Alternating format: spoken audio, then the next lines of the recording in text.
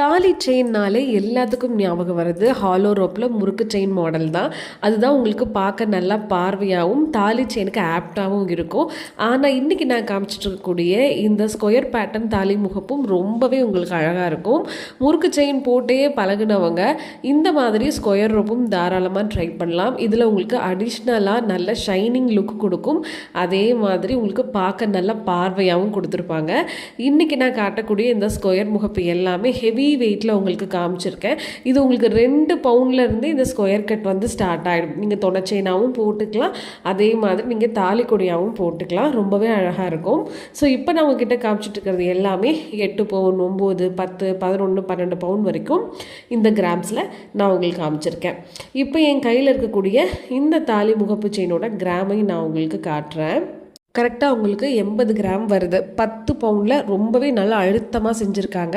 இப்போ நம்ம பார்த்துட்ருக்கிறது 12 gram 96 gram, அடுத்து 72 9 பவுன். மோஸ்ட்லி இந்த 9 பவுன் 10 பவுன் எல்லாமே உங்களுக்கு பார்க்க ஒரே மாதிரி தான் இருக்குது, பெரிய டிஃப்ரென்ஸ் இல்லை.